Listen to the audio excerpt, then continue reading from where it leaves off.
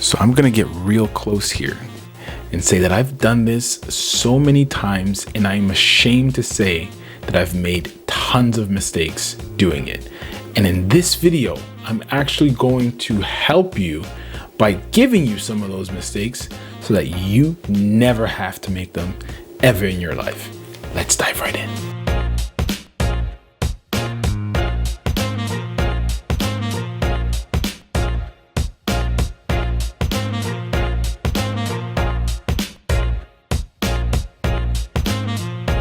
What is up, beautiful people? My name is Matt Moore, your local millennial realtor here in the greater Toronto area. If this is your first time on the channel, welcome to my channel. If it's not, welcome back. I appreciate you tuning in. And like I said at the beginning of this video, I have made some mistakes in the past when it comes to purchasing properties for myself.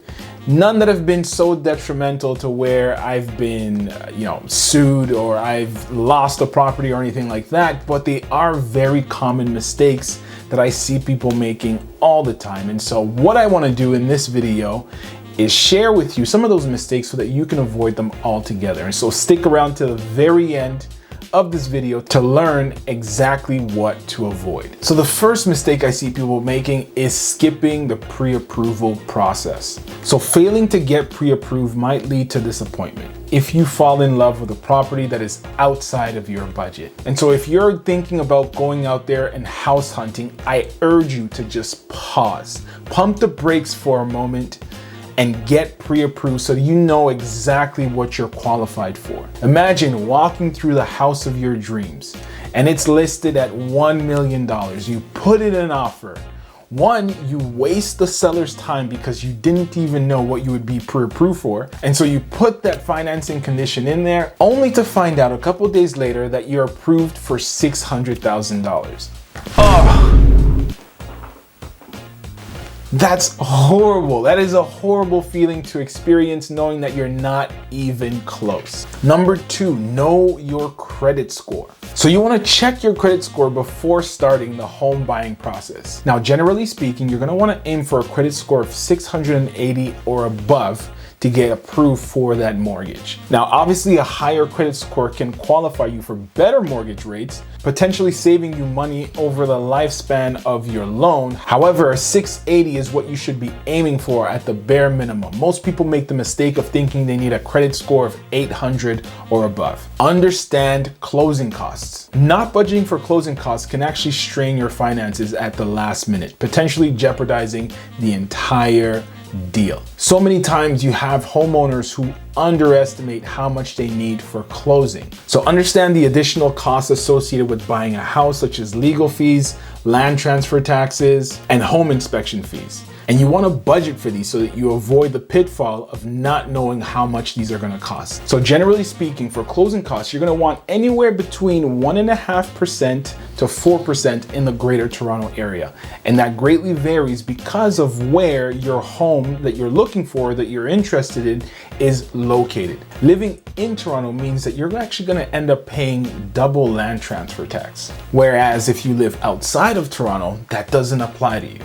And so I'm giving you a range so that you can budget accordingly. So in regards to land transfer tax, here's what it looks like. So 0.5% on amounts up to and including $55,000, 1% on amounts exceeding $55,000 up to and including $250,000, 1.5% on amounts exceeding $250,000 up to and including $400,000, 2% on amounts exceeding $400,000, and 2.5% on amounts exceeding $2 million, where the land contains 1 or 2 single-family residences. Now, if you've watched the video this far, I want to thank you for doing so. I appreciate you tuning in. If you're enjoying this type of content, then go ahead and hit the thumbs up, subscribe to the channel, and go ahead and hit the notification bell so that you get notified every single time I put out a new video just like this one each and every single week. So continuing on with mistakes that I typically see is not knowing what you want. So you want to clearly define your must-haves and your deal breakers in your property. Now, if you were to choose to work with someone like me, what I would do is sit down with you and actually break down what it is that you're actually looking for in a home. Now, sometimes you'll have the homeowner who is not so picky until they actually go out and check out a few homes. And so if that's you, what I encourage you to do is actually head over to a few open houses on the weekend with your family and kind of get a feel for what that is. So what you can do is head over to the realtor.ca website and just map out few homes in your area and head out to a few open houses. That'll actually give you a much better idea as to what you are looking for and what your non-negotiables are. Another huge pitfall that I see is not working with a skilled realtor. So choose a realtor with expertise working in Toronto.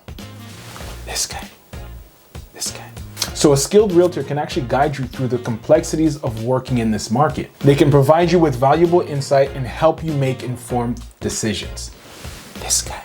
And real quick, if you haven't already, go ahead and download my relocation guide if you're thinking about making a move within the Greater Toronto area. It's available for download in the description, absolutely free.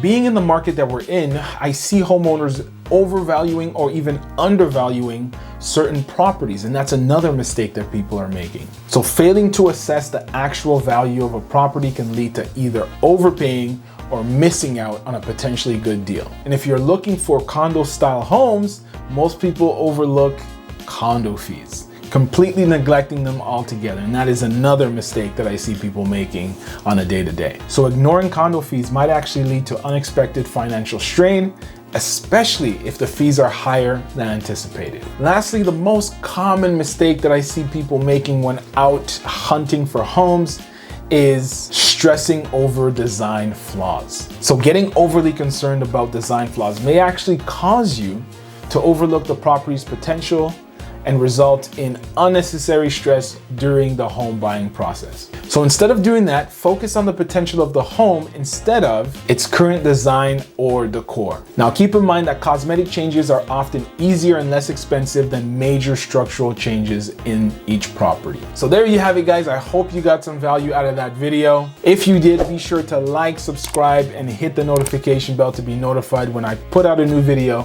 just like this one each and every single week. And if you're looking to buy or sell real estate in the Greater Toronto area, this guy, go ahead and download my free relocation guide. It's available for download in the description down below. Again, my name is Matt Moore, your local millennial realtor here in the Greater Toronto area, and I will see you in the next one. Peace. I hope you got some value out of that video. If you did, then go ahead and check out this video here or here. I'm not quite sure where it's gonna be on the screen, but one of these videos, go ahead and check it out.